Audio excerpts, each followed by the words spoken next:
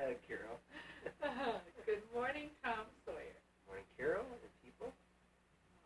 Today is November 29th, 1989, and we're about to make our fourth video. And today we'd like to talk about the importance or the significance of attitude. Well, I'll start out by saying attitude is one of the very most important characteristics or aspects of any one of you. It's all of us. And I might even focus on the collective or the ability of collectively our attitudes in relationship to the priesthood and what we can do to be facilitators and to accomplish certain things. Start out by saying, and now it's the kind of dry humor joke, was that you have an attitude about death.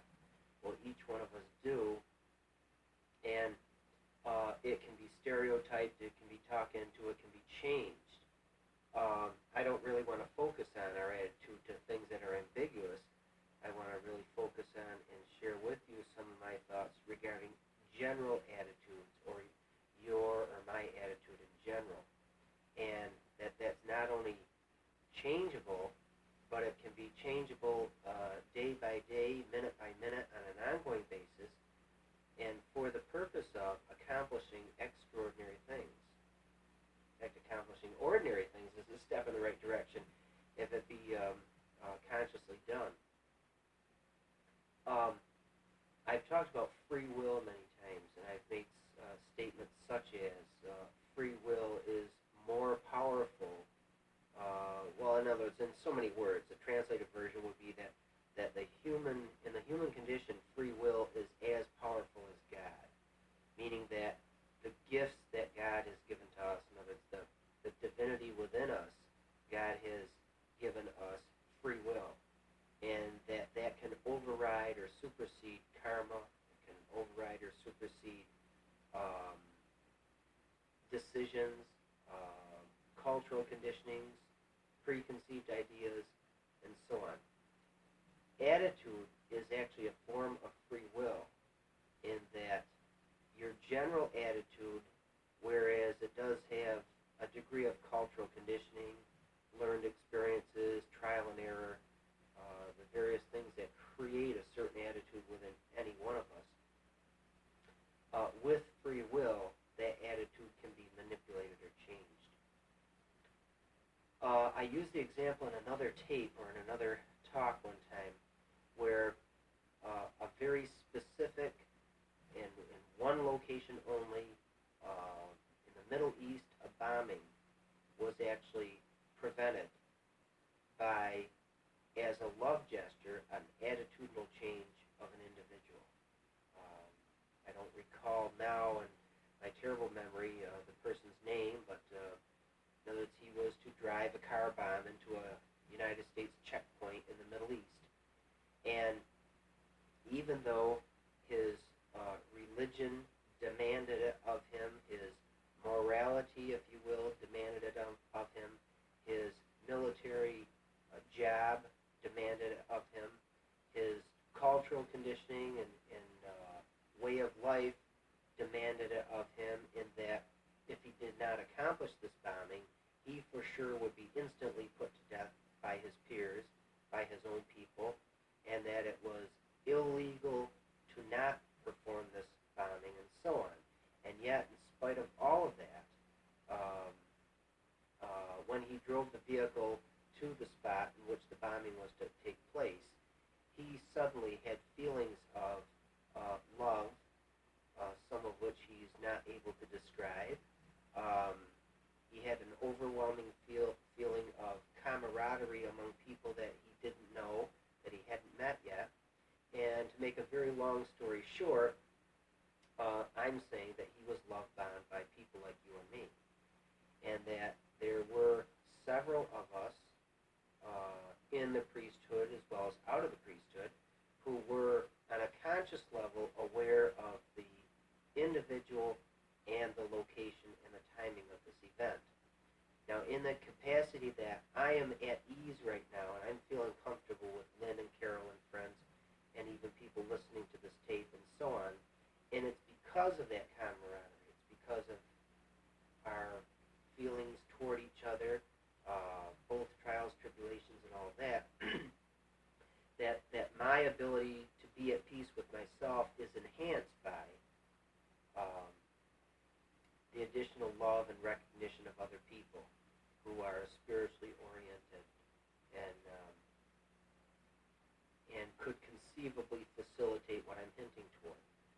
therefore, at the right place and time, with the collective effort of many thousands of people, such as people who don't understand esoteric spiritual matters or don't know quite what the word karma means, but say pray the rosary every day or spin a prayer wheel every day or just sit and be one within themselves every day or on a regular basis, and even people who don't do anything at all but are just more or less that ambiguous phrase, one within themselves, collectively enhanced enough of a focal point of energy so that this individual in the Middle East was, in effect, love-bombed and had an attitudinal change. Now, you might be questioning, gee, was this manipulation on our part to and toward this man, and was therefore this man manipulated? No. Each of us also has free will, and therefore a degree of privacy that can be demanded.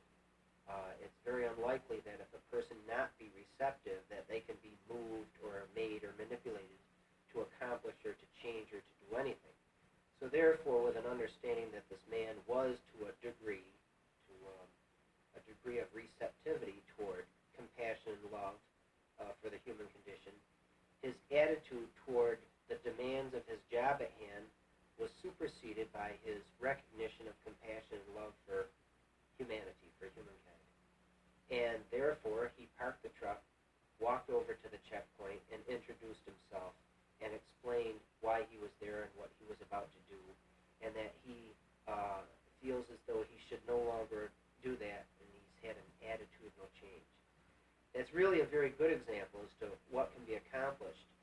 Does this mean that we should all sit down and constantly cruise the main, as I say, or look around for things where we can love bomb people to stop a plane crash or force an attitudinal change on a friend or a relative or an ambiguous person on the other side of the earth? No, not really, but regarding the facilitation of that, what is the minimum requirement to accomplish anything like that is measurable, newsworthy, and you can say, we did this last year. It requires your, or any of our, recognition of our attitudes, our general attitudes, and then an attitudinal change at any given time or place to cope with or deal with or be a certain kind or type of person. And it's all based on attitude. You don't have to know exactly how to participate in a medicine wheel or a hands-on healing, or do you have to know Reiki? Do you have to? It's good to know any and all of those things. I recommend the more knowledge you can gain by practice and so on, fine. But you don't have to know that. You only have to have a certain degree of compassion for humanity and receptivity, and with that general attitude, you're really pretty well all set.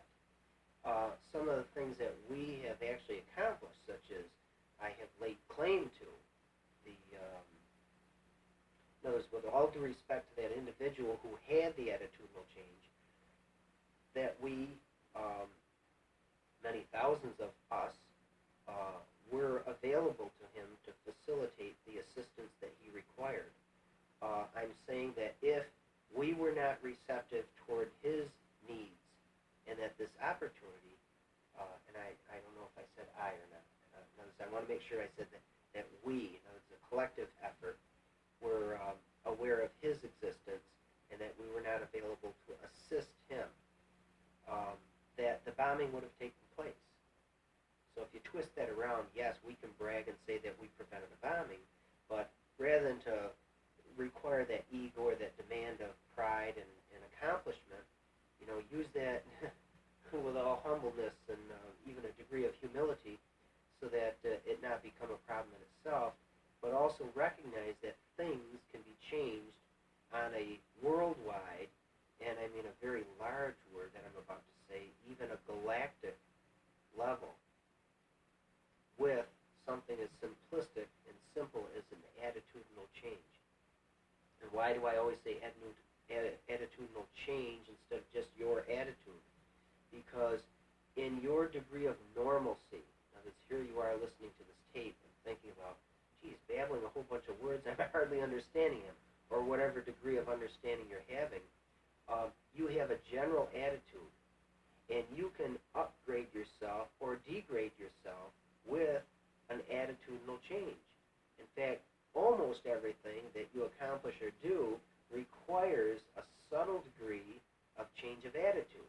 In other words, if you're being spiritually intellectual right now listening to this tape, that's one thing. Neither, I'm not going to say good or bad, it's just whatever it is.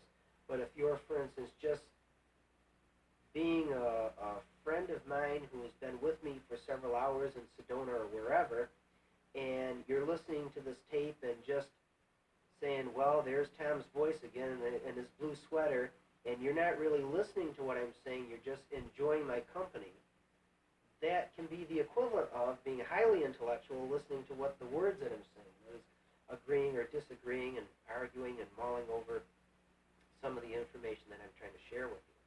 And that may or may not fit into an attitudinal change.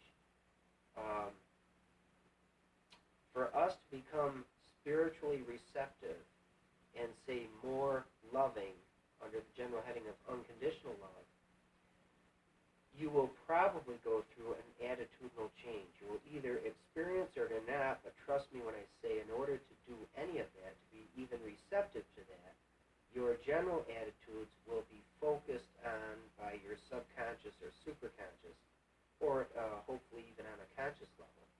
And your specific attitude will be enhanced, or again that word change.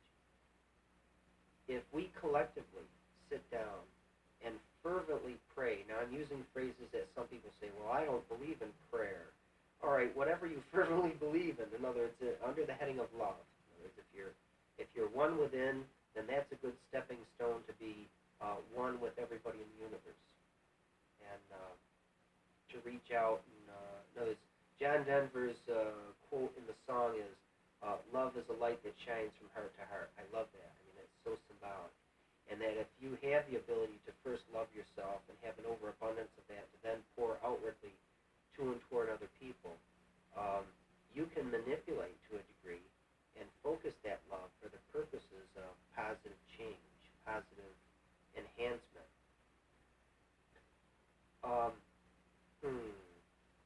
What's an example of maybe one more thing that we have actually accomplished through attitudes? I know I gave the example another time of by love bombing a pilot aboard a plane off the Miami coast. That, and funny because we use the word pride sometimes as a handicap, and in this case it was the honest accomplishment, and therefore a healthy degree of pride of this pilot to say, I am a real pilot, and I am good, and these 250 people behind me are my people. And see, he wasn't being arrogant at all, and he wasn't being overly proud.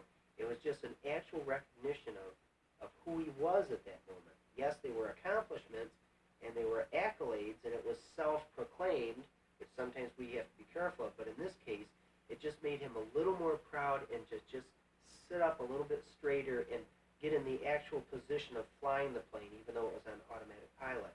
And by doing that, he was able to see out the window and see the plane, which mistakenly was about to pretty much crash head-on into each other. And in that capacity, along with his skills, to immediately just shove the controls forward and dive the plane out of harm's way. And it was curious, there was a news interview of the pilot, and his attitude as to what took place the moment before the near miss or the almost accident. And he says that he doesn't really understand it, but he was just overwhelmed by a feeling of accomplishment and love. Right? I mean, that's,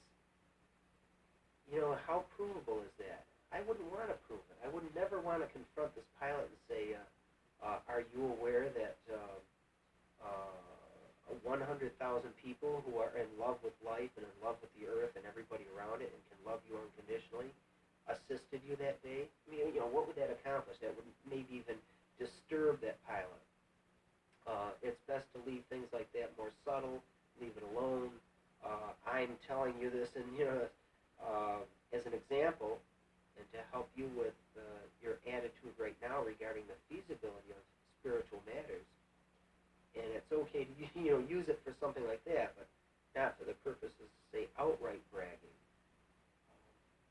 Tommy, going back to the situation with the bombing in the Middle East, I remember that a lot of us got together with you on many occasions before that, and you talked about fervent prayer, and it was, I can't say it was a new idea for us, but, the old way of thinking was send in a government agent and take the guy out with a gun or something. And the way of approaching a situation like that was actually going right back to what Jesus would have said of love your enemy. You had asked us all to fervently pray to raise the vibrational attitude of the whole group of men that were over there. And, in knowing it so many months beforehand and seeing how it came out, I forgot about that part of it. Yeah. I didn't realize, because I'm not remembering that there was really that many details. Mm-hmm. I guess I don't try to remember details like that. Want to say a few sentences about, again, in relationship to that. My 15-year-old son Tim, just within the last 72 hours, there was a news article, or the news was on, or something like that, which had him walk into the kitchen and then question me very bluntly and very directly, like a son would to his father. I mean, I am only dad. And therefore, being able to talk to unconditionally, he says, did you have anything to do with the Berlin Wall? And then he asked in other words, meaning the same thing as, I'm not quoting him, but meaning the same thing as, all of these horrendous changes that are happening in the Middle East and Czechoslovakia and so on, is that what you've been talking about? And of course I was thrilled that he was thinking in those terms, let alone asking the question, let alone, and really it was kind of shocking in a way, because I suddenly realized, wow, I actually didn't have the expectations of that this much could happen this soon. Now, to be fair, no, I didn't have any direct involvement in the Berlin Wall. I mean, thank God for the opening of the gates and so on at the Berlin Wall. I mean, that whole thing was just disgusting and disgraceful. Not just that they built it and they did it. No, it was disgusting and disgraceful for me. I mean, when Kennedy said, I am a Berliner, if you can translate that, meaning who are you and who are you regarding such a thing as a Berlin Wall, well, then you are part of that. You are part of humanity. And if there's a murder committed, that you have a certain degree of responsibility and a certain degree of participation. It's from the society that you are an integral part of. That enough said regarding those attitudes. But I said back to Tim, I'm trying to remember exactly what I said. I like to quote myself, and I'm not remembering exactly. So I said things like, well, Tim, let me put it this way. If you were at the Berlin Wall 2 years ago, what would you have mustered? What would you have come up with to make a hole in it or to tear it down? I mean, would you typically want to say, well, we need about 25 of the newest tanks, Army tanks, and we should have an AWACS plane over to jam all the the normal communications, so that we could bring in some A-10s and shoot and bomb and destroy the wall and so on. And ultimately, what would you accomplish? Well, you may or may not be able to destroy a section of the physical wall, and you'd be able to have 20 or 30 or 1,000 people rush back and forth or rush through and so on.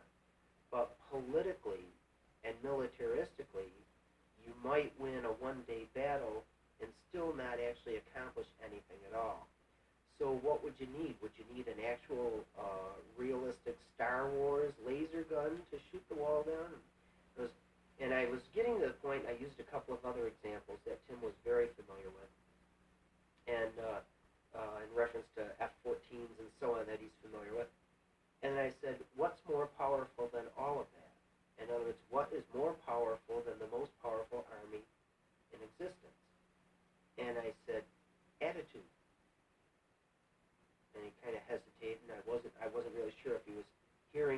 properly or translating that which I really wanted him to translate. And I said, let me put it this way. Do you think that China taking over with martial law and the dictatorship type socialistic communist system that they live under, and that everybody is forced to shut up now, and to, in others, that they're actually killing some of the protesters, they're a certain, not genocide really, but I can't think of the right phrase, it's not really euthanasia, but in other words, trying to kill off the intellectuals and the people who are promoting such civil unrest and change. I said, even if they kill everybody who was ever in Tiananmen Square, and I'm one of the few people that pronounce it correctly. It's hard to get that M in. Tiananmen. In other words, if they literally killed and got rid of everybody who was in that square and that event and that social activity did take place in history, and China will never be the same as a result of that. Who won, who lost? Well, many people lost their lives. Many people lost some of their attitudes. Many people lost and were degraded compassionately, and so on and so on and so on. But history will show that that was a very worthy stepping stone toward this ambiguous phrase of the onset of the New Age, or unconditional love, and that we should eventually get this big blue marble working back in order toward coexisting. Because humanity borrowing and using the big blue marble, and the big blue marble wishing for and enhancing and loving the human condition, as opposed to might makes right and all that sort of stuff.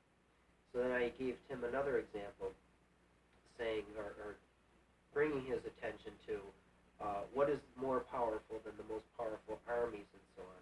And I said, was it an attitude that has changed in the last 5 years, and then in the last 2 years, and then in the last 6 months?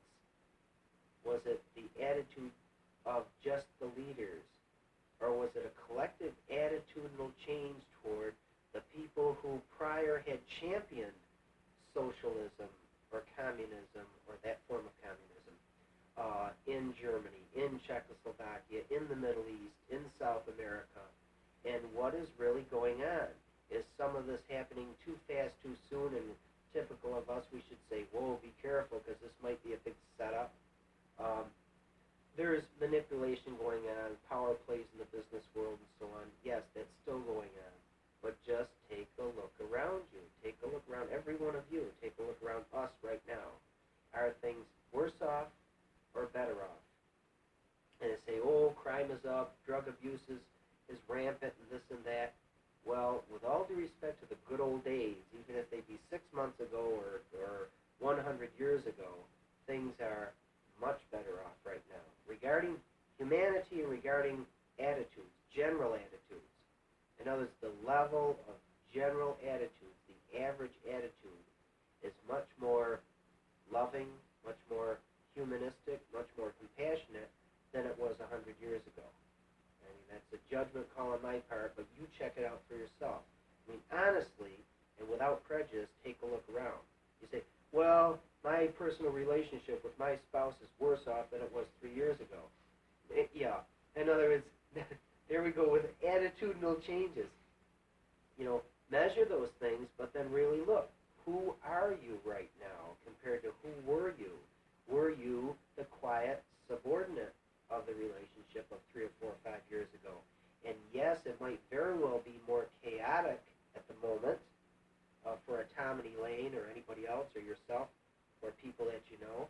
But generally, are you better off with more facilities in your brain and in your mind and in your spirituality to start recognizing who you can be, who you wish to be, who you need to be, in regarding some of these chaotic changes and so on?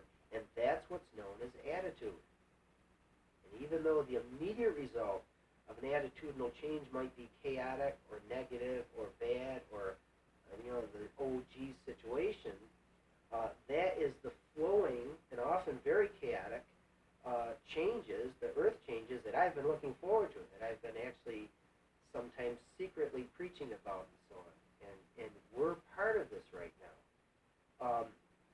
we have the ability with love and with attitude to override, or, and I'll even use the word annihilate, negative forces, armies,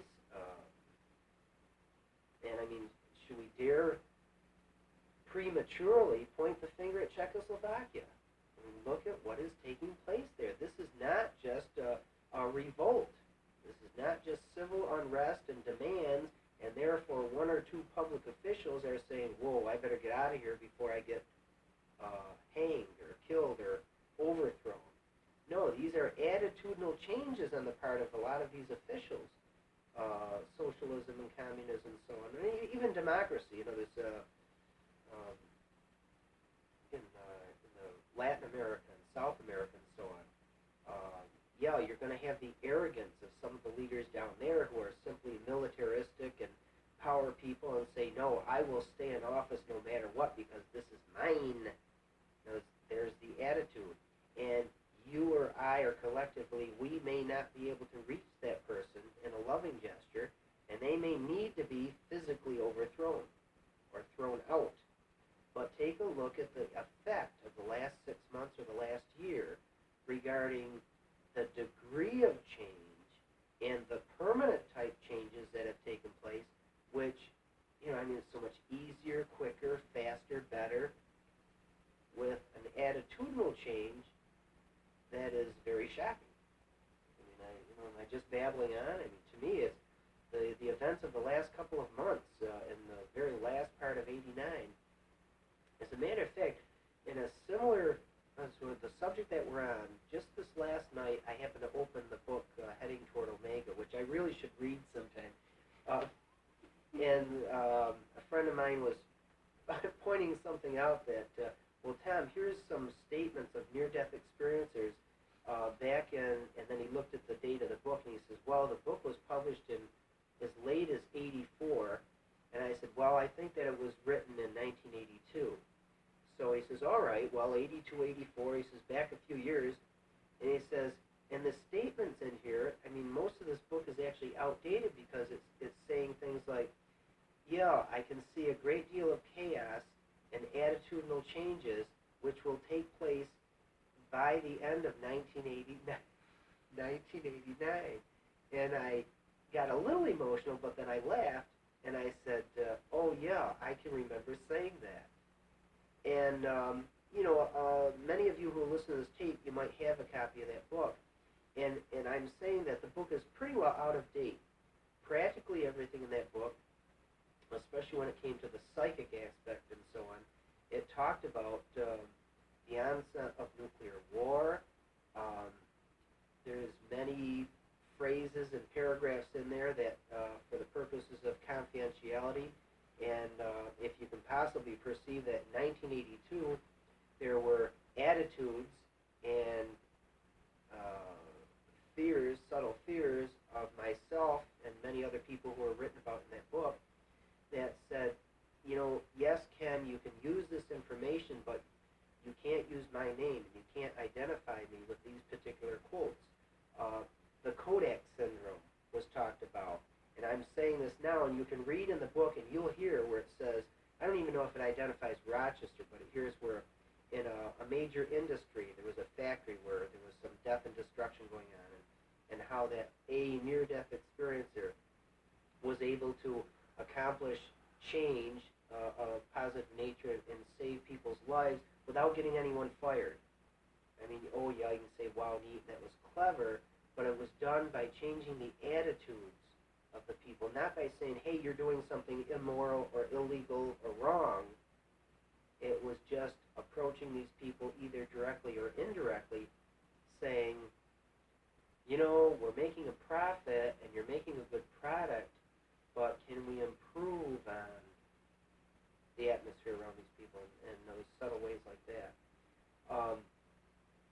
You can read in that book, and it's really kind of a good history, because many of those things were dated and said, and there was another quote which I can't say right now, I'll be too emotional about it, but you'll be able to read that book now and hear me in that book. You'll pretty much identify with Majority of those quotations were from Tom Sawyer's near-death experience and precognitive stuff, including mention of a nuclear detonation in the Middle East. And I didn't realize, last night I read this one little paragraph, and I didn't realize the number of details that spelled out the precognitive nuclear detonation in Tyre, Lebanon.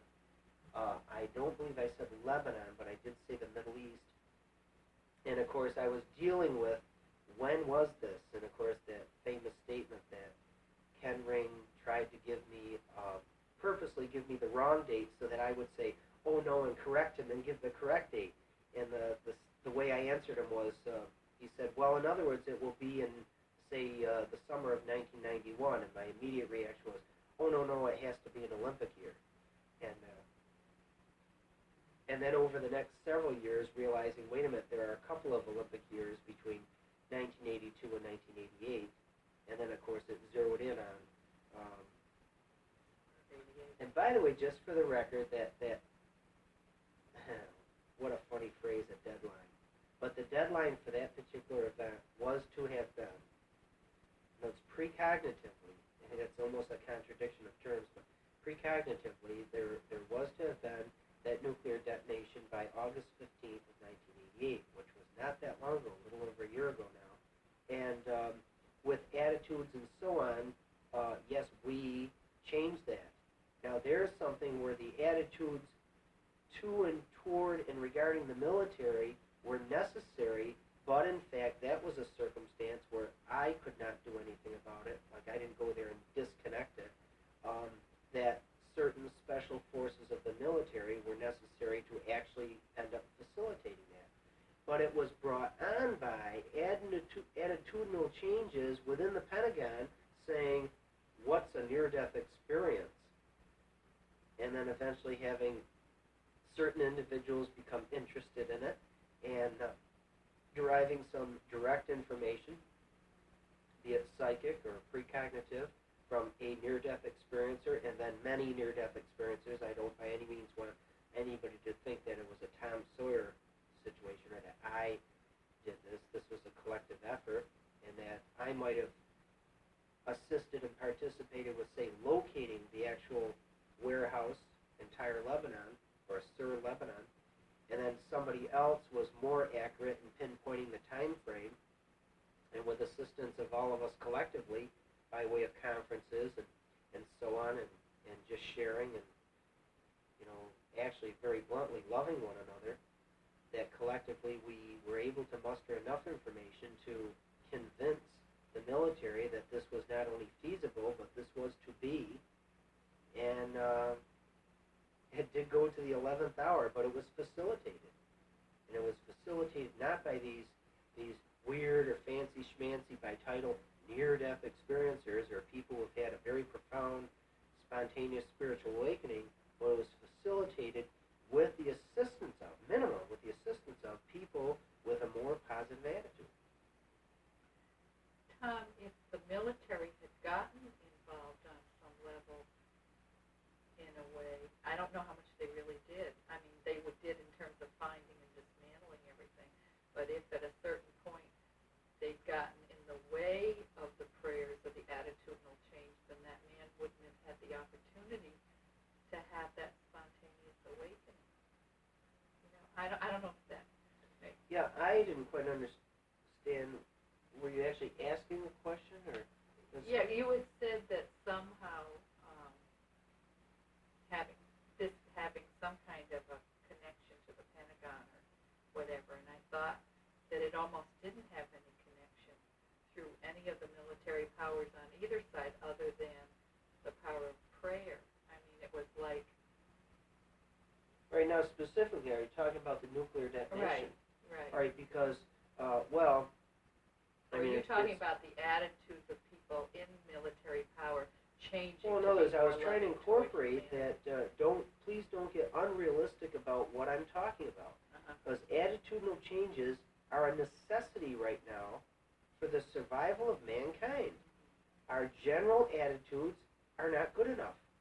I mean, I'm not pointing the finger at anybody, but collectively our general attitudes are that here we are on this earth, and it's ours, and we can do whatever we want with it. And we waste, we are, there's all that stuff, and that's no longer acceptable. Mother Earth has put up with us, especially for the last 100 to 200 years, where we have had the potential for destroying or killing or hurting her, meaning Mother Earth, and that we have the potential for annihilating that which we need to survive. In other words, our house, if you will. By our house, I'm talking about the Mother Earth, the little blue marble that we live on. And we have the potential for annihilating that. And our attitudes are the basic measurement for survival or annihilation. And if we lose our general attitudes, if we degrade our attitudes and so on, I'm saying that within the next couple of generations, the human condition is going to be annihilated. I mean, let's stop fooling around. This is a fact. You can look at it scientifically, ecologically, spiritually, and most importantly, by my standards, is realistically.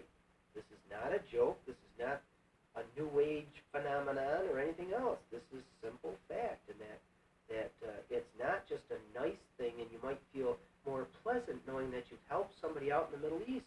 I mean, knock it off. This is for ourselves. This is for our survival. And it's not something that's nice to do, and I wish for everybody to try it. This is beyond that. This is a necessity.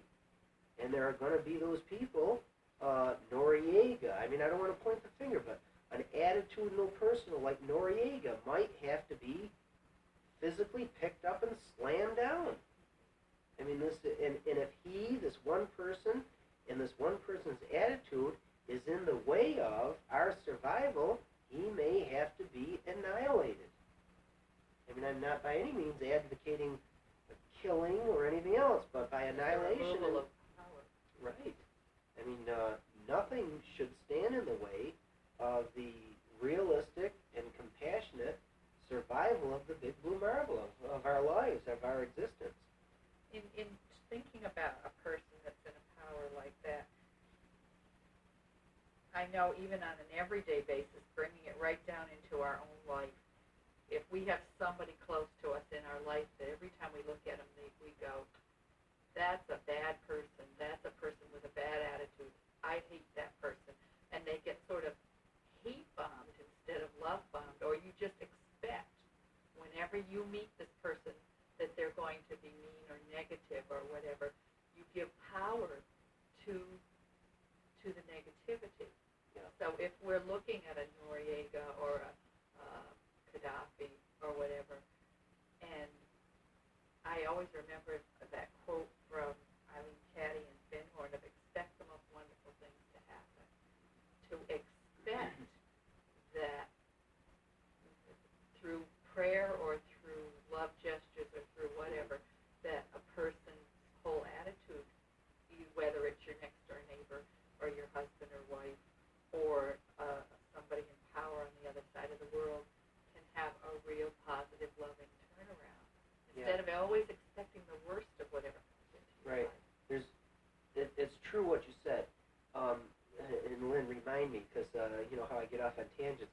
I want to make sure that I say something in just a minute about the disproportionate effect of hate bombing versus love bombing. In other words, there is a reality, there is a potentiality to both, but it is disproportionate, thank God. All right. But what I want to say is there are many examples of actualities, in other words, realities and actualities, of our ability to love unconditionally. In other words, regardless of who you are, regardless of the justification, the righteousness of saying, well, that's my husband or that's my wife, or that's only my husband or that's my wife, or how can you possibly ever justify going to a Catholic church, paying $25 and saying, with this $25 you have advertised that I can have 3 masses said for 3 people, or 3 masses said for an individual.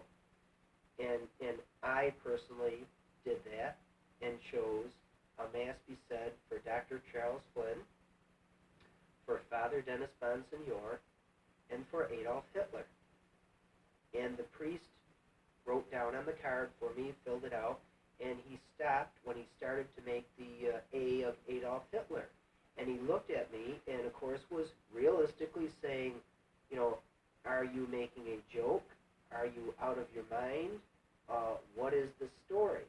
And one of the last things that he did think of right away was how absolutely unconditional and lovely, and are you being fervently honest? And I really convinced him that, no, this is my desire. And I said, I know that most people would immediately cringe and say, you cannot love that which is so sinister as an individual who, through free will and manipulation and so on, is directly or indirectly responsible for the death and destructions of millions of people and the suffering of many, many, many millions more. And I said, but, you know, why are we here and what are we doing and what are we trying to overcome? One of the things that I was trying to overcome was this attitude of, well, let me give you the worst example. What about Adolf Hitler? Well, God bless him, please. In other words, he's deceased. It was by way of suicide. Is there anybody, any deceased entity, if you believe in souls, departed souls, possibly being in a hellish or purgatory scenario? I mean, if we compassionately can turn that unfortunate, horrendous, negative, bad scenario and situation, therefore focus on the individual, he, the deceased entity, Adolf Hitler, and can upgrade that, where are we? Well, among other things, we'll be a hell of a lot, no, that's not a good phrase, be, you know, a lot better off.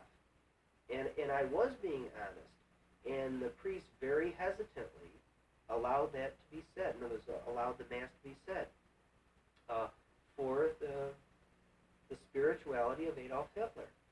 I mean, that's like the, you know, was I being cute? Was I being manipulative? Was I just doing something to teach a lesson to that priest? And all of his reverence and so on, but his normal, realistic attitude that, well, you say masses for your grandmothers and stuff. You don't say masses for Adolf Hitler. I mean, he's already gone. And, you know. Yeah, I remember you saying, Mother Teresa doesn't need your prayers, Adolf Hitler Yeah, does. yeah. Well, and again, I didn't actually mean that literally. Yes. Because, see, that attitude is wrong, but it's a way of shocking, you know, what is your attitude? And you say, well, if you had $25, you should give it to Mother Teresa, or say a prayer for Mother Teresa. God bless her. Isn't she wonderful? La-di-da. And there's two ways of looking at it. Yes, you should. You pray for the enhancement of that which is positive in nature. And you want to participate in that. You want to promote and enhance that. But you should not ignore the one in most need. And it might very well be yourself. I then talked with that priest for about an hour, and I said, well, now that you know that I'm being honest in what some of my attitudes are, I said, I'm not about to do this because of my cultural conditioning and so on, but can you see that my philosophy tells me that I might very well wish for my prayers to be said for me? And I said, not that I'm going to cover my own ass and have a whole stack of prayers, the scorecard, so that when I'm deceased and so on, that I've got a couple sergeant stripes on my sleeve already waiting for me. No, but very realistically, that's not unrealistic. And it depends on my attitude at the time. In other words, if I'm being arrogant and saying, well, I know how to pray better than you, then therefore, watch this, I'm going to pray for, there's no other explanation necessary. I mean, I might even be harmed by doing that, or in other words, in some way, at least spiritually, that I would pay the price for it, that kind of ignorance and arrogance. And, you have to look at things. I said earlier this morning that, jump out of yourself if you can and go to the very highest level you know and look back at yourself. And one of the measurements to that you're high enough actually doing this, looking at yourself, your situation, or your ability to decide actually be sarcastic, or maybe that adorable laughter, meaning this higher person looking down at this infant or this ignorance, and that we have a tendency sometimes to laugh at that lovingly. All right, and if you accomplish that and you start laughing at yourself, well, then that simply tells you that you've reached a high enough level. So just use that, make the observation of outside yourself looking back at yourself, and then go back to whatever normal is or wherever you are at that moment, and then try to go more subtle than that. I don't like to say lower, but in other words, that connotation of down or negative, but go lower to yourself. Go to your psychological self, the grassroots level of where is this coming from? Is this a stimulus from my childhood, or is this those grassroots, the very root of the situation? If it be a problem, then you say the root of the problem. If it be, gee, I'm having trouble feeling almost too good all of the time, then say, well, what is that based on? Is that a wish fulfillment?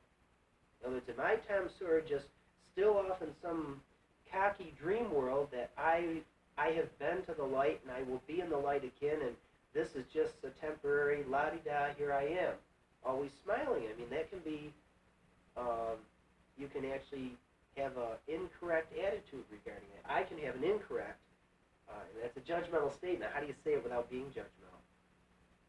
That I can have a distorted attitude regarding myself at a given time.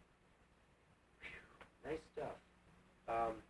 Oh, by the way, just to round it off, that conversation that I had with Tim and telling him that attitudes is more powerful than guns.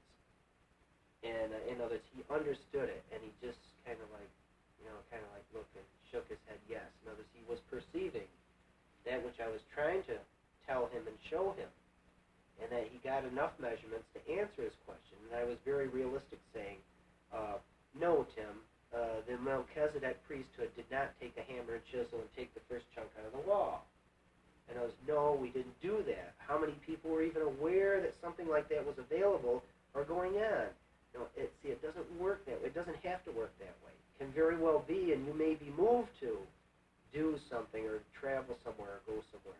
I mean, have I had plane tickets in my pocket and not used them, knowing that I'm in a dilemma? I'm not sure if I really should go travel this distance and pay for this ticket and spend this time and money for the purposes of possibly assisting one person. And the one circumstance that I'm remembering right now where I had the plane ticket in my pocket for 3 weeks in time, there were actually 3 different tickets to the same location, and I did not use those tickets, and I have been very sorry ever since that I did not. In other words, I made a mistake. In hindsight of what took place, I wish that I had. I made a mistake. I didn't give in enough to my intuitive knowledge that I should do this.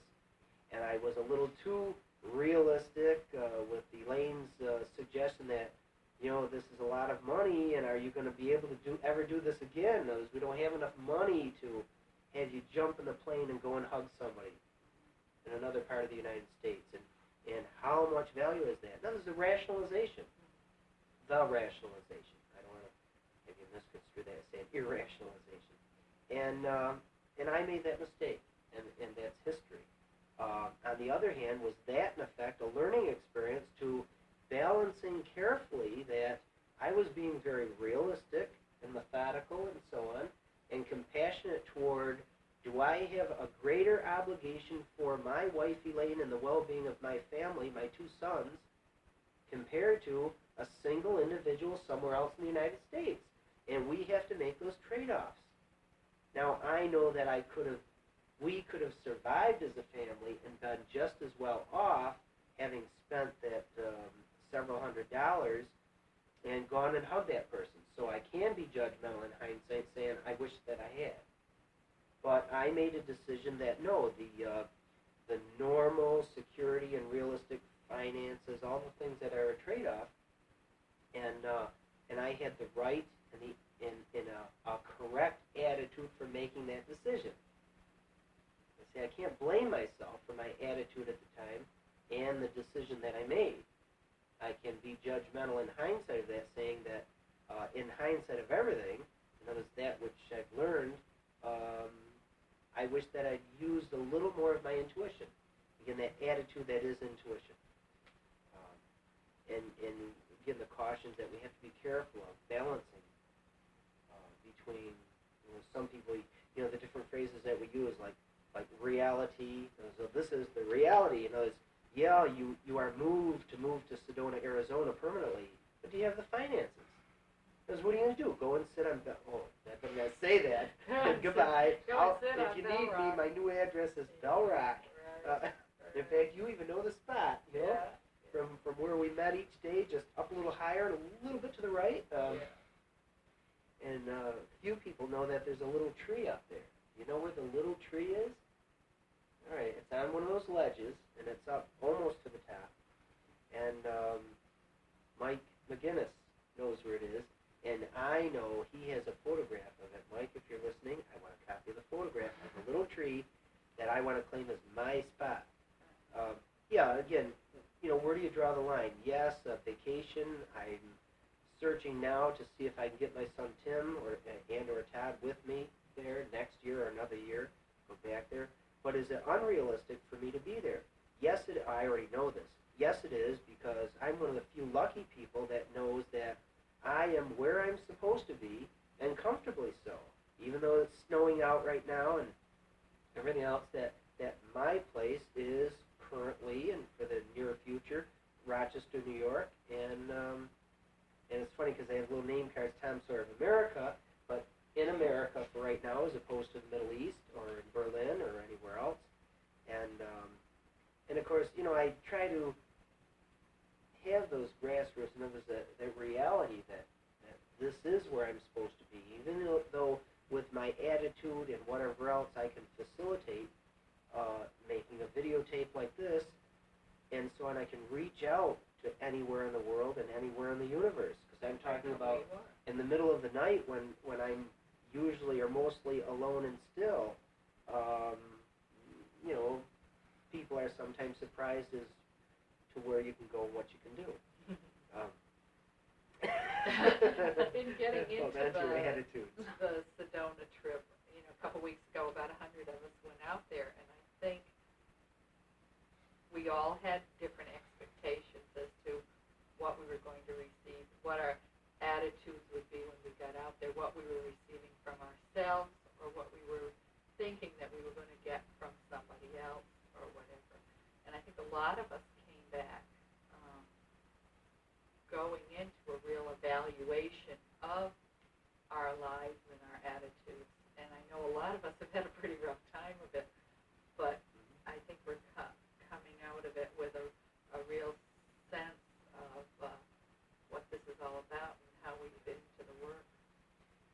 Yeah, because I want to use the word chaos, because an awful lot of people have derived or realized a great deal of chaos, either individualistically or in personal relationships or at the job site or regarding their attitudes. They say, I feel a little more chaotic than before I went there. Yeah.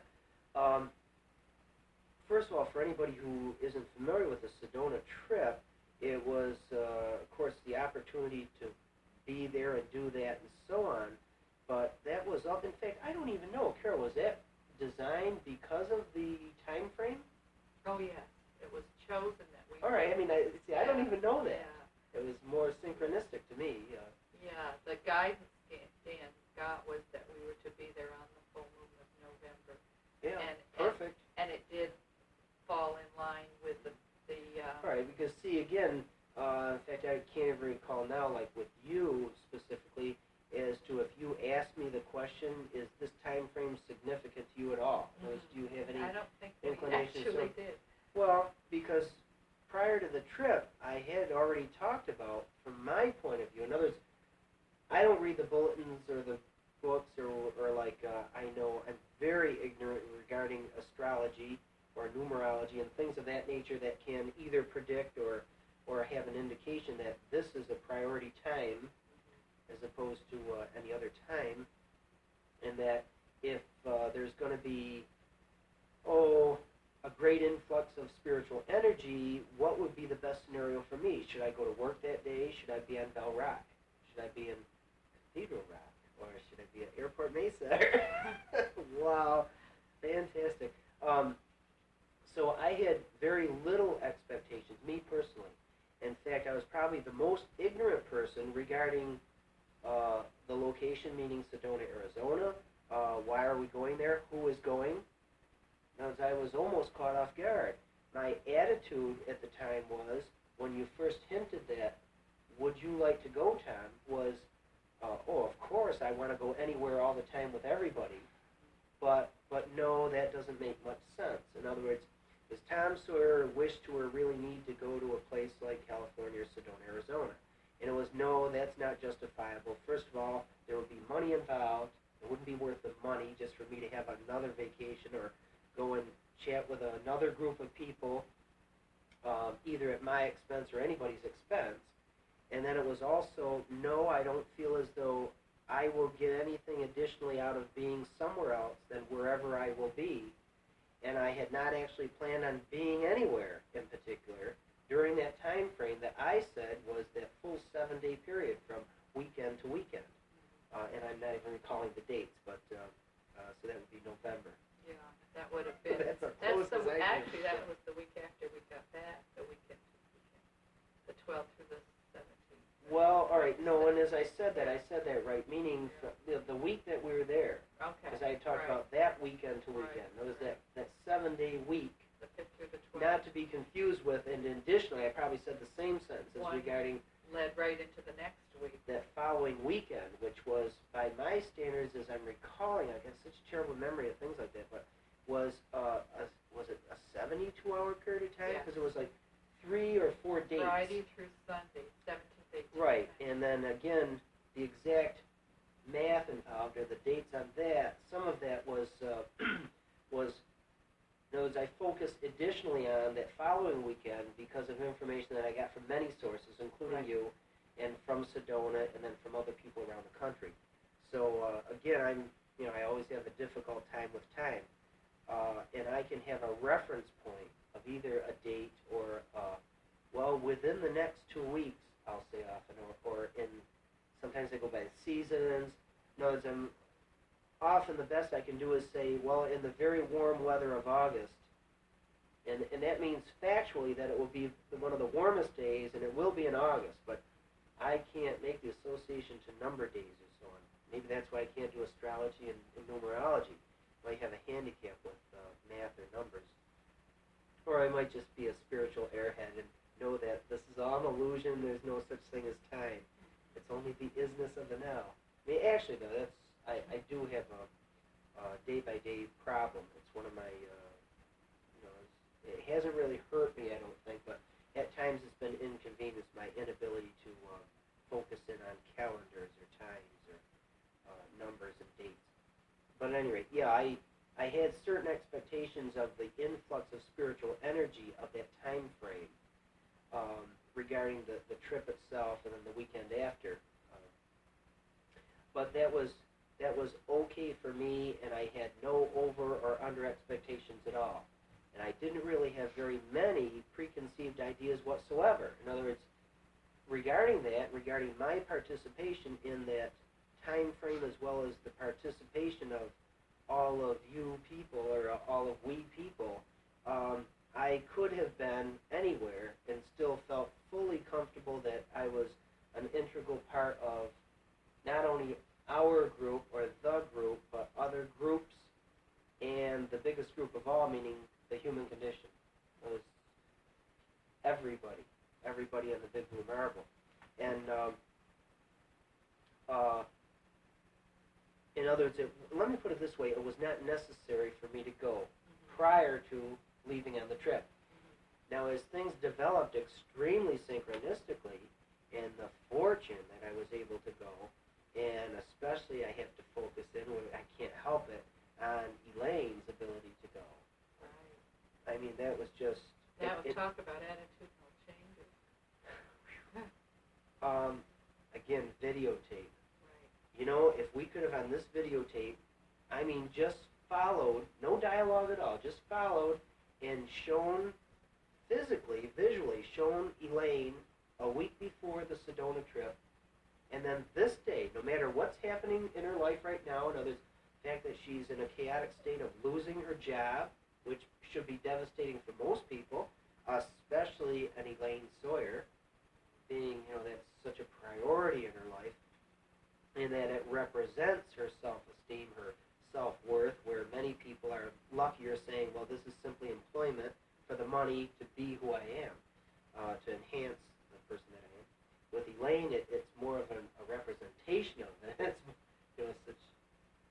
her just sense of being at peace and knowing that if one door closes, another will open, and she'll be where she needs to be. And for the first time in her life. For the first time in her life. Did I do that? No way. Did you do that? No way. Did the priesthood do that? No way. Did Sedona do that? No way. It was magical there. All right, but collectively, every single one of those things, persons, places, and time frame, did do that. But does that take away from Elaine's ability to simply have, on her own, an attitudinal change? It doesn't deny it at all. It only enhances it. Yes, it was a result of all of that, but it was equally, and at the same time, Elaine's ability to intuitively, magically, manipulatively, or just, gee, it's damn time I changed my attitude. In other words, it all took place, and it's a remarkable measurement. I mean, for those of you people who have known Elaine before, especially visually, I mean, I've had 5 neighbors since we've gotten back ask Elaine, gee, Elaine, is something wrong? It's funny how you ask somebody, you see a change, and say, something wrong? One person asked and said, no, why? Well, I've just noticed that you haven't been doing the things that you normally do. And then in a long dialogue, it was, well, you normally, scurry around and demand of yourself to get the piece of paper out on the lawn with her fanatical cleaning, and that she's walking a little slower nowadays. And, of course, we can laugh at that because we know her. But, I mean, these are just positive changes. And, no, it didn't require the plane trip, but, my God, the plane trip was so perfect. The magic that took place there, and I mean, I use that word very carefully. I don't usually use that word, but it was magical. And the many people who were on that trip and so on and have come back to face additional chaos and judgmental situations and so on, bear with that for right now. I mean, it's almost impossible to have major positive change without a degree of chaos. The change itself might be chaotic, or in a form of chaos, or you may be experiencing chaos inside yourself without understanding any of it. In other words, gee, I just feel strange or different or uneasy or insecure or something like this, and it's that you're going through a stepping stone or making a major breakthrough. And that the end result will almost for sure be much more positive in nature and much more assuredly or secure or definite. And a lot of people, as of this taping, a lot of people are in a chaotic state and questioning, even was it worth it for me to go on this trip? And, trust my judgment that I can't think. I'm zeroing in on 104 people plus a couple people that showed up magically and synchronistically. Starts with an S? What was the Indian woman's name? Yeah, right. Yeah. I mean, she didn't plan to go on the Sedona trip. Right, right. And, I mean, was she the 105th person? Sure. And in other words, I'm focusing on 105 or more people, a few more, that have been affected by or participated in the trip. And for all of those people, I cannot think of, gee, it's too bad about, Miss, Mrs., or Mr. anybody. Yeah. In other words, say it's a shame about that. I can't see that it's a shame regarding anybody, even though right now, in fact, even viewing this tape, that they might be saying, yeah, but since I got back, Yeah, but what's interesting is if you can remain centered in chaos, then that's the test. Major stepping stone, sure. Yeah. It's easy to stay centered when everything's going well. Several years ago, without knowing ahead of time, several years ago, and I know I've talked about this before, but it's a perfect example of a manipulative attitudinal change, a demand of myself on Tom Sawyer's attitudinal change, and my general attitude at the time that I am Tom Sawyer in this way, and then knowing and spiritually knowing that my attitude has got to be tried. In other words, this new attitude has got to be tested or tried or proven, if you will. And it was the time where I turned and looked into the eyes of that man that was about to rape a little girl. And I was able to love that man. That's a perfect example in a way, and it's chaotic in my life to this day. Now, there's the emotions involved are for the compassion, for the spirituality of the whole scenario, my spirituality, my attitudinal changes that were proven that day. It's so multifold that I still get teary-eyed and so on regarding it, but that day, an hour before that time, 1 hour before, I was a Tom Sawyer who justifiably would have grabbed a hold of with my hand and possibly killed that man for who he was. And I'm saying justifiably so. In other words, morally and even to a degree legally, I could have manipulated that and killed that man in the participation of a rape of a little girl and been vindicated legally, morally, and I would have been a hero. And it didn't turn out that way. It was a very, very synchronistic event in my life, and that thank God for me and thank God for God that I was able to take the little girl's hand and just turn and look into that man's eyes. Now, I don't want to, and I don't think I will ever give too many more details about afterwards regarding other individuals, meaning that man and that little girl. But I just want to kind of throw out the effect of my attitude at that,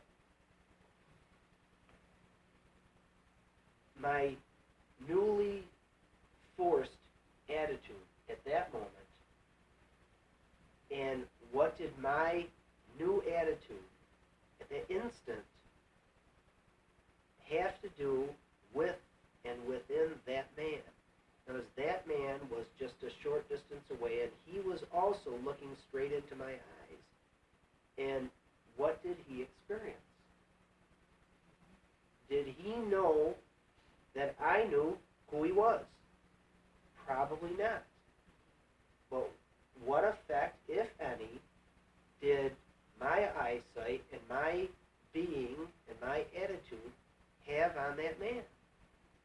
And it's not up to me to ever give either my opinion or something that I might know spiritually or intuitively or psychically. I don't think that would be justifiable, at least at this point in time. But think about it. Just think about it. In other words, if that man would have met me a year before with my general attitude, would he be scared? Would he be changed? Would he be threatened? Would he be able to function normally within his being? And I can promise you that with the knowledge that he was in fact a person with the potential to rape, I promise you that he would have been adversely affected. He would have been harmed. He would have been, attitudinally I'm saying, he would have been harmed. He would have been defensive. He would have been chaotic. He would have been upset. He would have been scared. I promise you that. Now, did he not experience any of those things with the meeting of me that day? And of course I can state that at least many of those things did not take place. And thank God for that. Just because he felt love rather than hatred. On some level. Right. On some level, yes. But even if you hesitate saying, did he really experience love, because you'd have to get his interpretation of that. He experienced love, but what I can promise you is he did not experience righteousness, macho one-upsmanship, I'm better than you, don't push me, or I have the right or ability to kill you and be a hero or be righteous or justifiable. He did not experience hatred and negative. Again, You don't have to know the exact answer, but what's the difference? And can our attitude or your attitude make that much difference? And it can never be overemphasized. I wish that I could give the perfect analogy, so to speak, because sometimes that works best regarding proving or showing something as ambiguous as an attitude. I remember when I worked for Xerox, I used to go to this little drugstore for lunch, and there was this long lunch counter, and there were these two waitresses that would just throw everything in front of you and say, "What do you want?" You know, and growl at you. And there was this one woman who would lay down the napkins and the silver as if you were in the Waldorf Astoria or something. I mean, all her teeth were so bad that you just thought the pain she must be in. And yet, every person who sat in like her 6-seat area was treated so specially. And people would line up with just a lunch hour with seats available everywhere else, waiting to just be in her presence, you know. And here, you know, waitressing can be a really rough situation, and she was just taking, it was like bloom where you're planted, you know. She was taking the situation she was given and just being as loving and as kind as she could possibly be. And she probably touched more people over the years that she worked there. And often without saying a word. Right. Yeah. Right. Just that sense of respect and love. I told my son Tim that, Tim, can you imagine the virus of attitude that would be so contagious that everybody would get it? I mean, you know, and trust me that he heard the words. Yeah. He, heard the words, but he heard what I was saying, as he was listening to what I was saying from my heart and my mind, and that the few words that I said were right. Maybe we should take a bit of a break. Yeah.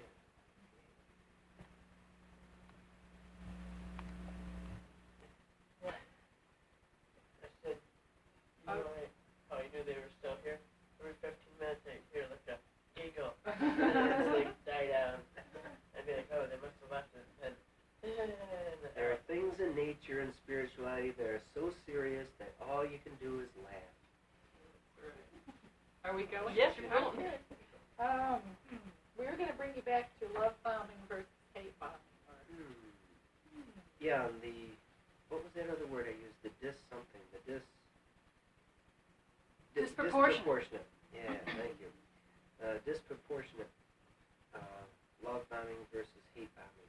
Well, first of all, it's kind of a ridiculous phrase, hate bombing, but let's be honest that we have in our lifetime disliked immensely, therefore that we're hated individuals, situations, intolerable situations, and so on, and therefore wished evil or wish dread or wish something other than love to and toward individuals, people, places, or things. And there's a scenario of, can you constantly barrage somebody with negativity? Now, again, this is a watered-down version of, say, a hate-bombing situation. The disproportionate situation that I want to bring to mind is that something that you cannot do, that cannot be done, is you cannot divide, conquer, or annihilate love. Disproportionately, we can divide, conquer, and annihilate hate. So in other words, even though they're considered antonyms or opposites, they are not equal opposites. In other words, you can divide and conquer and upgrade love. You can possibly, I meant to say hate, you can possibly upgrade forms of love, but capital letter L, in other words, love, unconditional love, you can no more improve on, and you cannot kill it. You cannot divide it. You cannot conquer it.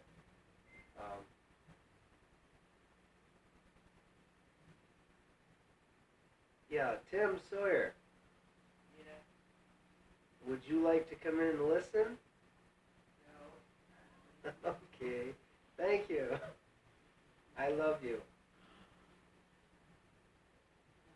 Right.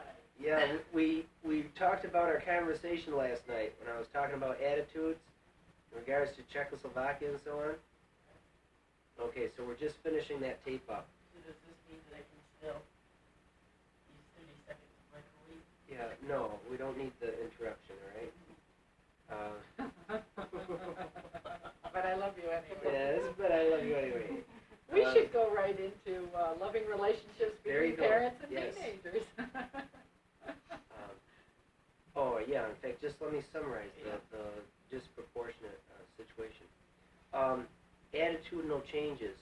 How much, and rather than really dwell on how much harm or dis-ease are you creating in your spouse's life or your friend's life or people around you by having negative attitudes? Well, it's aggravating. It has a negative effect. It is sometimes contagious.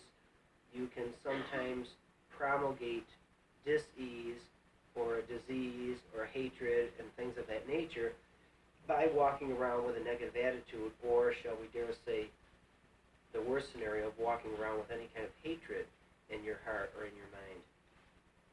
And that's sad, and of course you don't need much of a measurement to know that that's not the best scenario. And in the best of times, that certainly is not what you say, let's see, next week I think I'll be real nasty and negative and hate everybody. Because you don't usually plan something like that. You're usually often considered a victim of circumstances or self-proclaimed righteousness or victim and say, well, I know that I'm in a bad mood, but it's not my fault, and it's right away, rather than to deal with yourself and the fact that you are promulgating this negative attitude, that you are justified or it's not your fault or you're being manipulated by outside sources and forces. And of course, intellectually, we know that that is foolishness. Okay, that's a summarize of negative aspects. And how much power does it have? Well, it has the power to affect other people negatively. They have free will, and they can accept or reject it. And the sad part is, in our competition of the human condition and our righteousness and our familiarity with especially spouses, where the degree of familiarity is at its utmost, we have a tendency to sword fight, or to fight, or to compete, and to do one-upsmanships, and, well, if I'm a jerk, you're a bigger jerk, when if thought about ahead of time, which often can't be done, because if, for instance, you know that next Tuesday your spouse is going to have a real serious problem, and you're going to have to still spend time with, in the company of, a serious problemed person. If you could think about it that ahead of time often, you would say, well, I think that I'll try to love bomb that person or stay out of that person's space or way and allow them, if they need to deal with their own personal negativity, lovingly and politely just say, well, I can appreciate your right to be in a negative fashion, but I don't think this is going to enhance my life, and I would prefer to just allow you this time or space and get the hell out. Fight or flight. And we often have a tendency to wish to fight rather than to flight. And I'm not talking about literally or physically running away. I mean, somebody argues with you, and if you just smile and say, like your daughter said the other day, Carol, I love you, big sister. Yeah.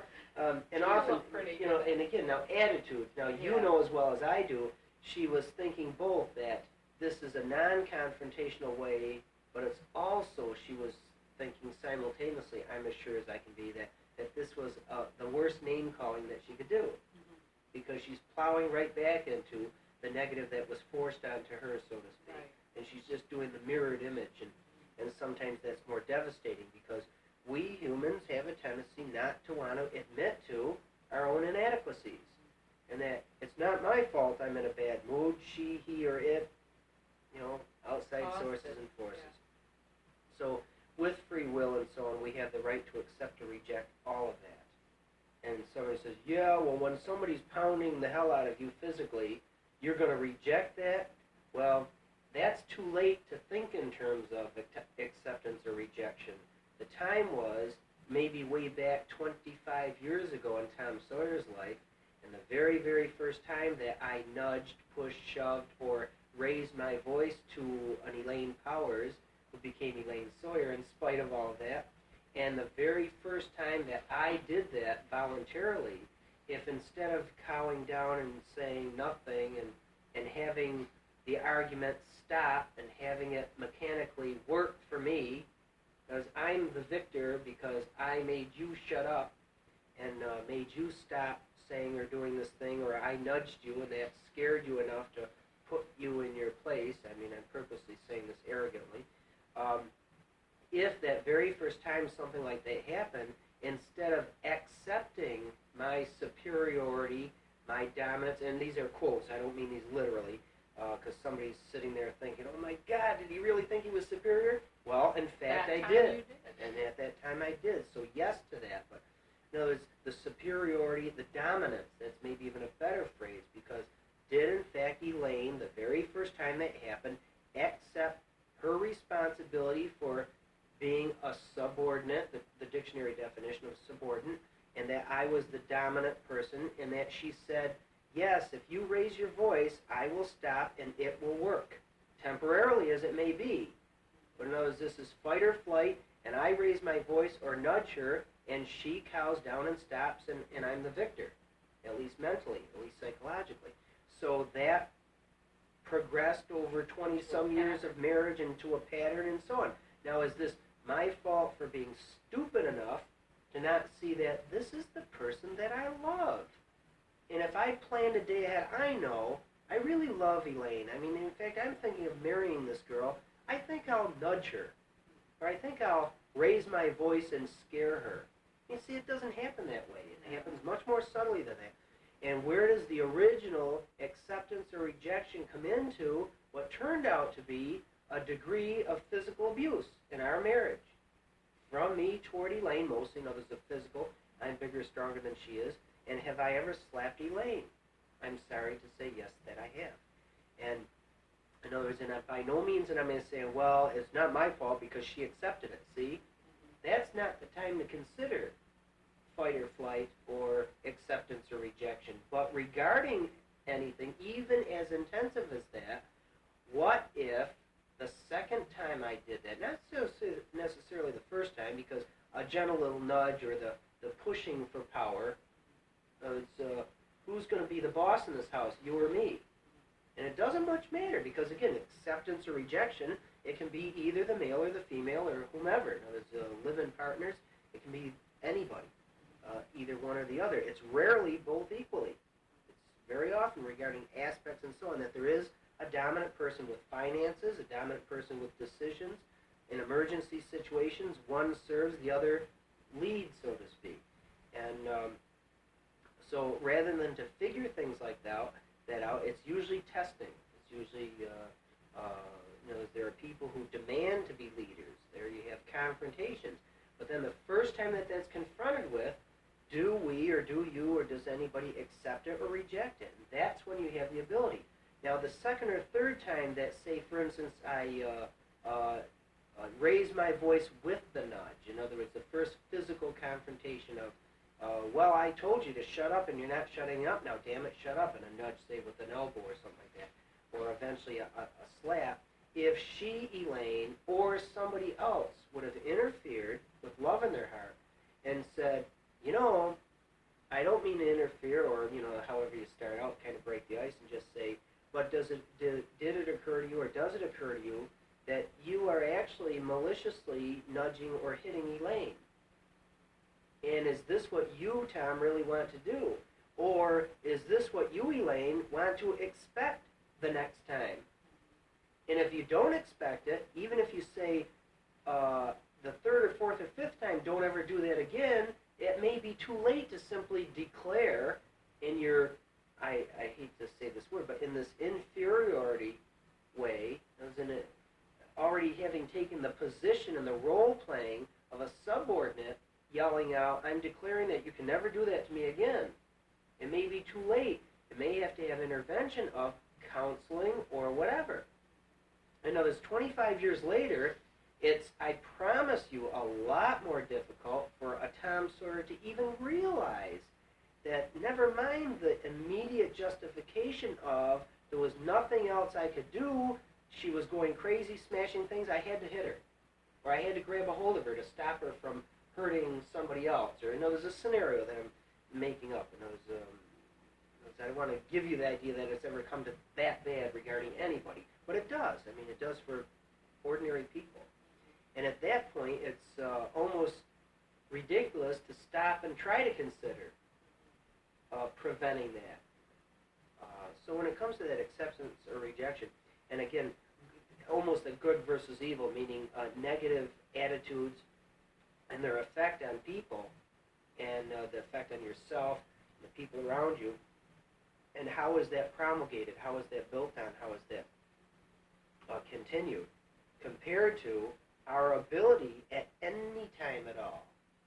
I mean, even in intolerable situations, emergency situations. Now, for instance, if I were to fracture Elaine's skull or something like that, that would be an emergency situation that possibly could have been a catalyst for me to say, oh my God, what have I done? Or what am I doing is even a better way of realizing it.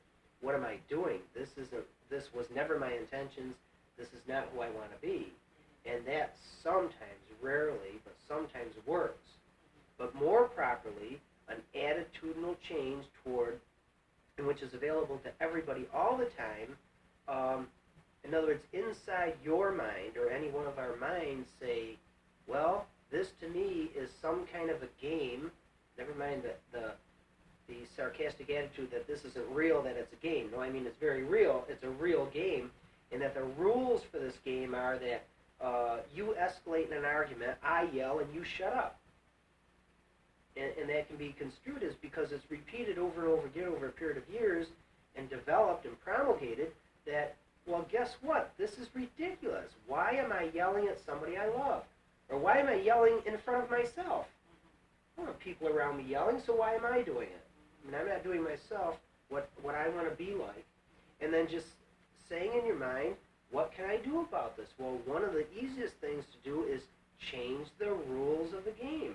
This is right in, like, self-help books. You can, I even think there's a book called The Games People Play. Right. Not sure the author or whatever. But, and, you know, there's a lot of those books. You can almost pick up any one of them and hear some of this general philosophy as to what to do about it. But what people usually don't do is apply it to the most simplistic parts of their life. In other words, attitude. Right. Dan often uses that example of having two dogs pulling on a rope, and if one of them doesn't pick up the other end of the rope, there's no struggle. Mm-hmm. And in human relationships, if somebody just keeps throwing that rope out to you, you know, sure, just tempting you and testing you. It becomes an obligation to pick that rope up. In other words, it's expected to continue the game, which, you know, if you have the ability to suddenly look at it as an outsider, from outside yourself, you see, you know, what is this game that I'm playing and why? And what does it What accomplish? would happen with a couple if they were really, you know, going at a real good fight, and instead of walking over and slapping somebody, you walked over and put your arms around them? Okay.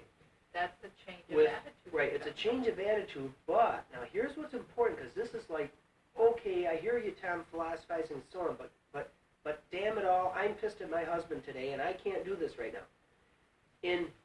As it develops and it gets, the game is really well established, the degree of familiarity, I mean, come on, this is just Elaine. I can talk to her any way I want. She knows what I mean.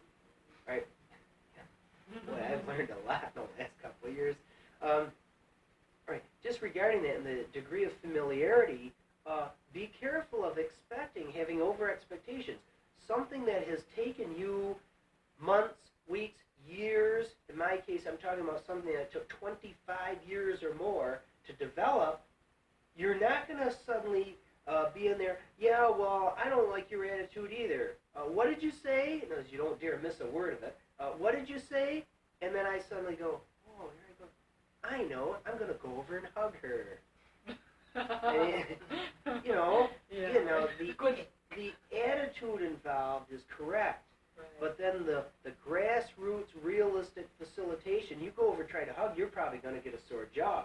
Yeah. In other words, or somewhere, you know, in other words, the initial reaction, don't try to hug me, I know what you're doing. Yeah. And again, she can't recognize, they can't recognize, you can't recognize an attitudinal change most often. You've got to develop that, you've got to show it in a subtle enough way at first, And then, and look, here's a little seed. This is attitudinal change is a seed. Don't say, there's the seed, look at all the flowers. Yeah. I mean, don't expect rainbows and butterflies and flowers. Yeah. That's got to be nurtured, it's got to be developed, and then in a period of time. Yeah. And sure, shown, tested. Yeah. In other words, just to say something, try something like, in other words, more subtle degree. Bill, Pete, Jim, or Ann, Sally, or whomever, or darling, or sweetheart, or snowflake. We argue as often as we argue, or I understand that you have a point of view, but I don't want to just continue this negativity or this argument. Or if you wish to, write down your most important point of view, and I'll write down mine, and then we'll talk about it tomorrow or next week. I mean, as silly as that sounds, like little child, write it down. I mean, but seriously, Right. I mean, how many one of us right now, knows anybody watching this film, is taking the pad and your worst complaint or your worst situation or intolerable, write it in sentence form. And you can even write damn it and stuff, but, the four-letter words, write it out however you want, set it off to the side, don't let anybody see it, but then you yourself only reread it the next day.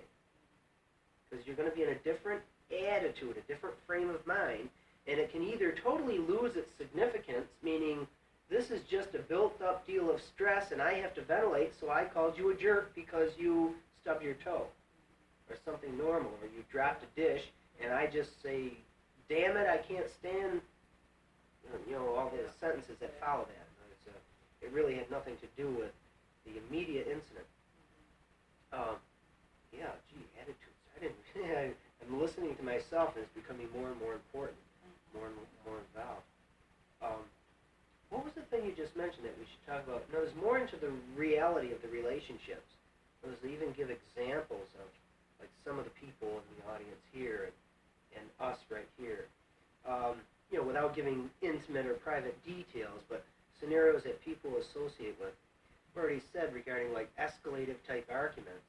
Well, I was talking about being in a job situation where whenever somebody comes up to you, you mirror their attitude instead of keeping centered in your own, so that if somebody comes up that's angry or sad or whatever, you keep taking on their emotions rather than, being a central point that can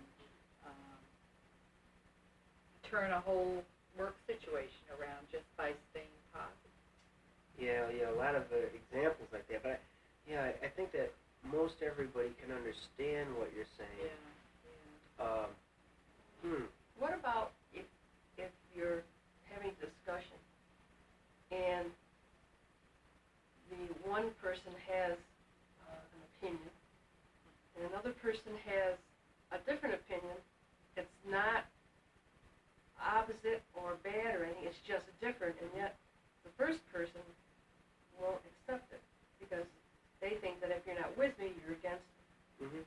That's a really tough situation. Well, it's tough, and generally, without zeroing in on specific details, generally, because I've certainly been in that circumstance with Elaine. I mean, she's this very lovely third-generation Italian-American, and I never stereotype. But, and so I'm off in my own little world and so on. And she has every bit as much right to an opinion that, well, gee, that's abnormal, and I'm looking at her thinking, you are abnormal. And this the word we throw out so often, normal and abnormal.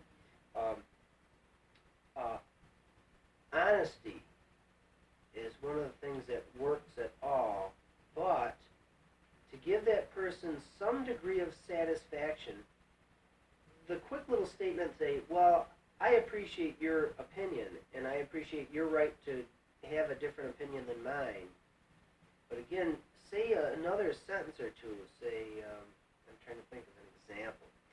Say, well, I don't feel as though your opinion is mine, and we're not going to be able to convince each other as to its reality, and it's something that I don't feel as though I can compromise.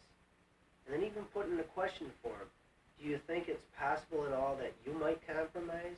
I mean, did you ever stop to think of asking your partner, your friend that you're disagreeing with, I don't feel as though I can compromise regarding this information or this situation or something.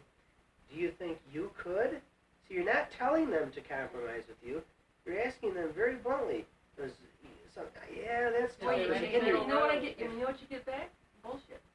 Mhm. And then of course you drop it because it's going to escalate Well, into then, something terrible. right, and then at that moment, you really should drop it. Yeah, like At that moment. And then, again, now here I'll bring up one example. Drop it and go away privately and even secretly and write it down. That was in the simplest form, in the simplest sentence. And it's not to, like the next day, wave it in front of the person.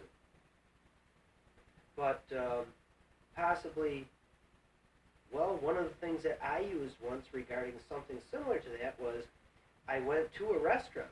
And in the restaurant, I said, we had a disagreement a couple of weeks ago, and it was something that we have a difference of opinion in. And you're trying to convince me your way, and I'm trying to say that your way is unacceptable, and my way is the only acceptable way. And what should we do about that? And, notice, can we peacefully coexist, not ever solving this?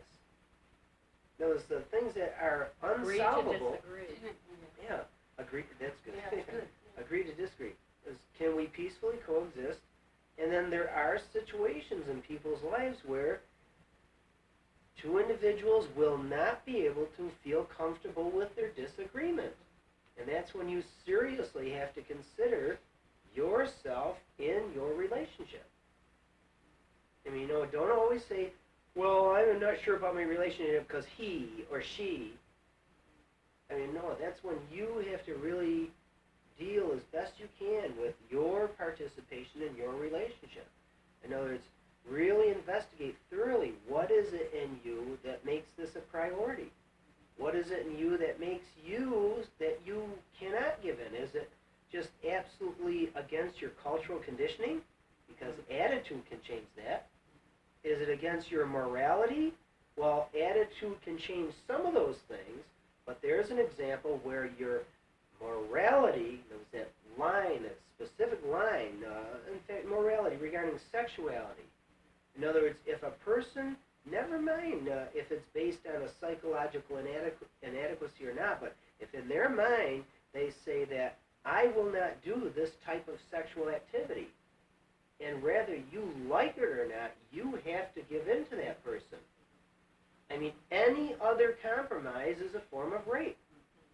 And I'm not just talking about sexual copulation. I'm talking about a certain way of kissing or anything, any kind of physical contact, and things of that nature. Right.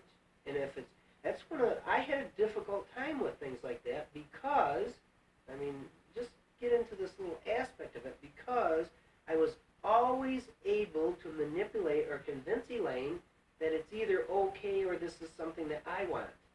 And are you willing to please me? But manipulatively so.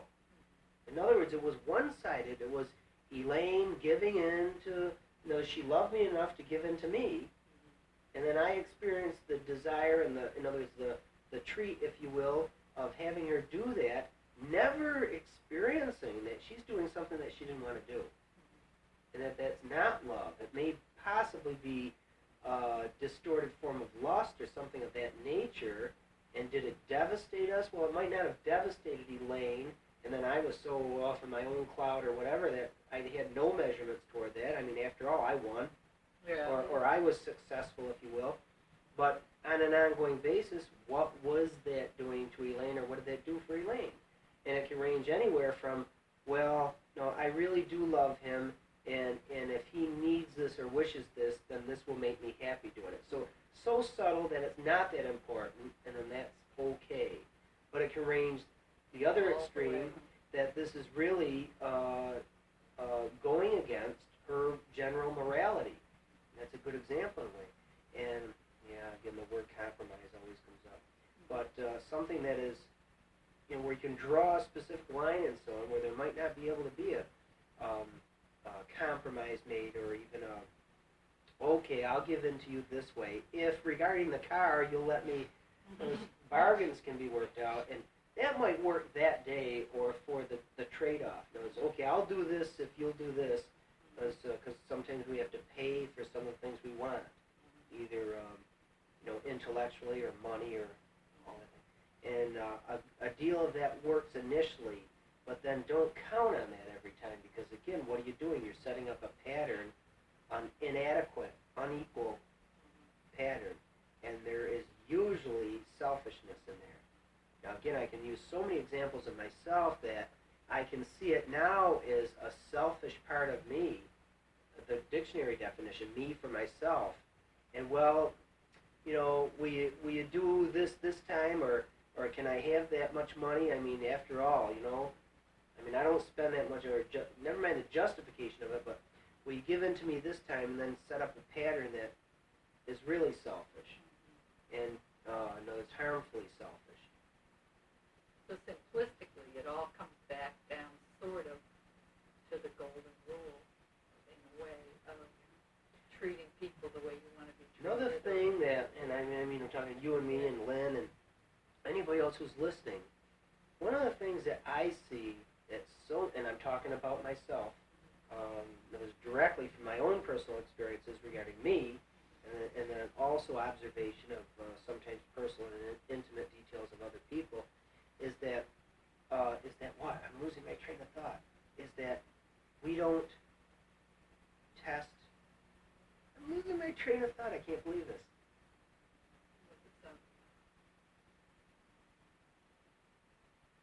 In terms of treating people the way you want to be treated. Yeah, because it was a spin-off of the Golden Rule. Oh my goodness. Well, to cover myself, I'll just say that regarding the Golden Rule, I mean, that's people say that real quickly. Do unto others, do unto them. And, they don't realize how basic that is. Right. They don't really apply that, like, inside themselves. That, would I wish to meet right now myself? And if I said, well, yeah, with a shrug of the shoulders, say, all right, hold it right there. Now that you've, hesitated to say, well, yeah, I'm still okay, but you didn't say, oh, I would love it. Then that's the key right there to say, wait a minute, what is the difference between myself that would be okay and what would be needed for me to say, oh, I would just anticipate and love the opportunity to meet a me, or somebody identical to me or myself in a spiritual mirror, and say, well, because it's just me being normal, and that's okay. I mean, I'm okay. But then, who was the person that you met that was just so much more exciting to be with than the way you're thinking about yourself right now? Say, well, I was with Mike McGinnis at Sedona, and he was just so vivacious. I mean, I've got a sore back, and I had to kind of hunch around, but he was like, say, well, wait a minute now. Never mind the sore back in Tom Sawyer and the good physical physique of Mike McGinnis and being so open to so many things, a compliment to himself, or, that I'm giving to him right now, and that, but what did you see? What was the first thing you experienced? Oh, well, his smile. Well, wait a minute. Maybe one of the things about you right now, or me right now, is that I'm okay, and yeah, I wouldn't mind meeting myself, but gee, if I really smiled genuinely, wouldn't I rather meet myself much more? I mean, as simple as that sounds, even in the middle of a escalative type argument, and you're a bigger jerk, and say, wait a minute, now if I was like this, frozen, would I want to meet this person? And if I'm trying to form a love relationship with my spouse, partner, friend, or my work proteges, or the guy that you're least likely to want to be with, would I want to look this way? Would I want to have this attitude? And right away, so you kind of sober up as you think about it right now, and you say, well, actually, no, I would prefer to be a little bit more intellectual, or never mind the intellect, a little more spiritual, or a little more spontaneous. in others. Never mind always being correct. How about being spontaneously? I mean, how about screwing up spontaneously and being able to laugh about it? Yeah. And being able to say the next day, boy, did I ever make a mistake. I mean, you realize how stupid I got or silly I got. And you never mind the name so much, but I mean, I find a great deal of joy recently making mistakes in Elaine's kitchen. Now, the way I said it on purpose, first of all, it's always been Elaine's kitchen. Well, Elaine has a full-time job, and I've been a little handicapped and home, therefore making official meals and doing things in the kitchen. And I mean, the amount that I've changed in just the last couple of months has allowed me to laugh hysterically at the stupid, silly, dumb things that I've done in Elaine's kitchen. And I mean, sometimes it's been really hysterically funny because the macho Tom Sawyer, instead of being honest enough to laughingly share with Elaine, I'll quick go, oh, I got to get rid of this mess and hide it and everything else, and then say, no, I better have it nice and neat and then just tell her about it rather than to, yeah, that's one of them trade-offs where can I ever expect Elaine to be completely spontaneous? Of course not. Never expect her to be always intellectual or very intellectual. No, I wouldn't want to. And that isn't what originally attracted me to Elaine. I mean, granted, some of the original attractions for me and Elaine was that here is this cute, sweet, adorable girl who I can protect and manipulate, but I mean in a loving way, and take care of and teach and show. And I mean, that was some of the original attraction to her. And wait a minute, is there anything more that I can do toward that original attraction which will enhance her life? And the answer for every one of us is yes. Because in any one of our relationships that we want to say, oh, I want you and Bill or Bob and Pete and Mike or Jane to be just exactly like anybody else, including yourself and your personal relationships. So I guess even when you think of attitude on a global level or a national level or right down to your own living room, it's all the same thing. And sometimes I think when we got out to Sedona and people were saying, well, you know, what big, wow, bam, magnificent thing is going to happen to make this be meaningful? And sometimes I think with a lot of us, it was something on the most personal level that made... The little phrase, expect a miracle. I saw that on a postcard. A young girl made this beautiful postcard or a greeting card. And it was actually a picture of a baby buggy, but it was done very celestially, and it says, expect a miracle. And wow, that hit me so, I don't want to say hard, meaning bad or negative, but it hit me so many ways, like how wonderful to expect a miracle. But wait a minute, how dare me, Tom Sawyer, ever, by God or via God, expect a miracle? I mean, how selfish, how actually stupid expected. There's all the different ways that you can interpret that phrase, but then on the other hand, wait a minute, don't have any less of an expectation for anything that you do or say or an attitudinal change without expecting the very best.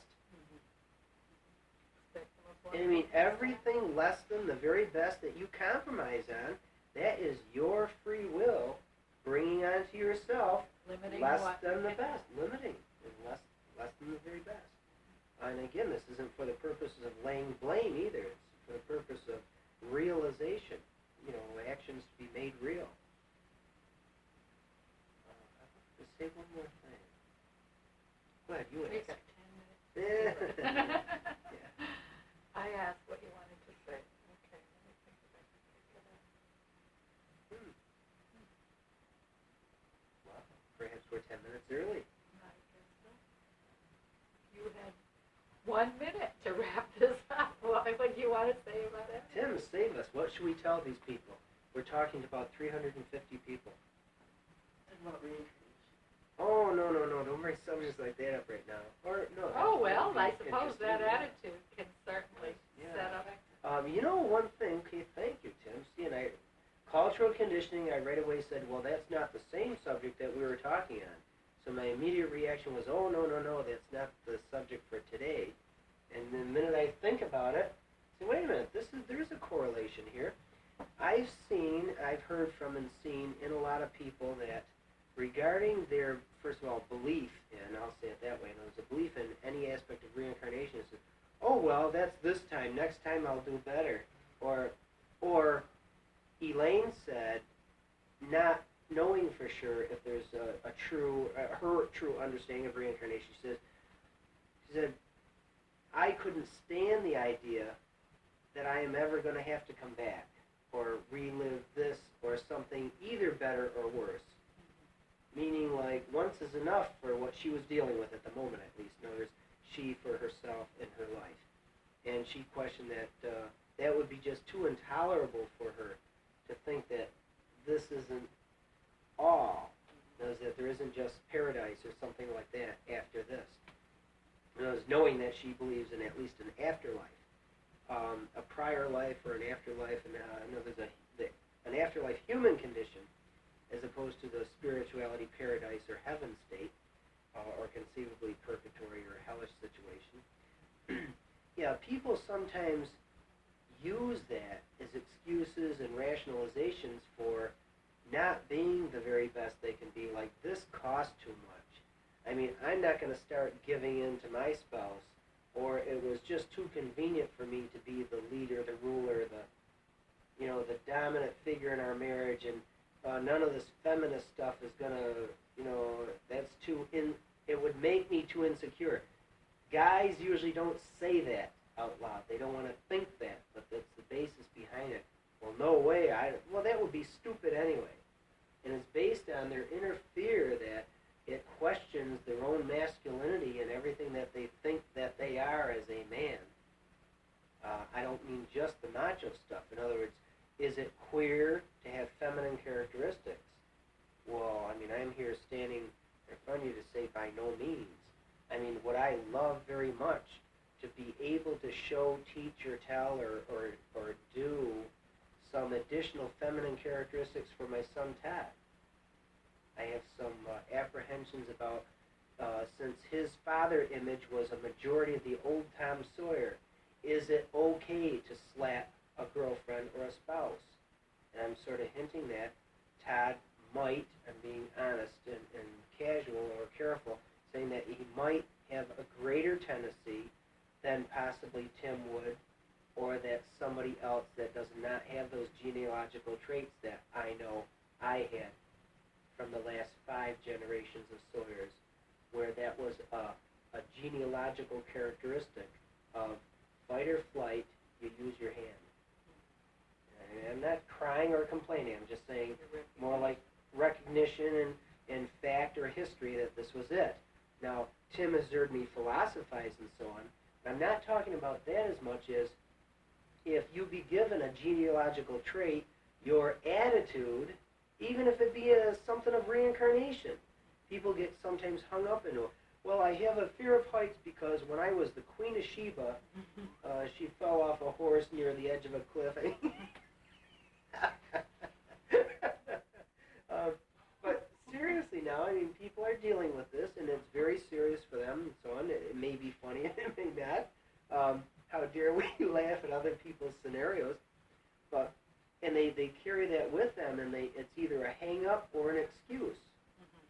And the more realistic point of view is you can have direct genealogical traits from another generation, not necessarily reincarnation, but another generation, and attitude has the ability to change that. Right. But with that, now maybe using Todd as an example, is Todd intellectually aware at all of the possibility, or dare I tend toward the probability of his being overly pugnacious, fancy words, but overly pugnacious, and a greater tendency for him to use his hands instead of his heart to win or to progress or to, again, the phrase like win a point or win a spouse or win anything. There's that phrase win. And is it a mentality of sorts, a Rambo-type mentality or a militaristic mentality that says that you ever have to win anything? That's a mindset. Because I want to win Elaine's love. I want to win.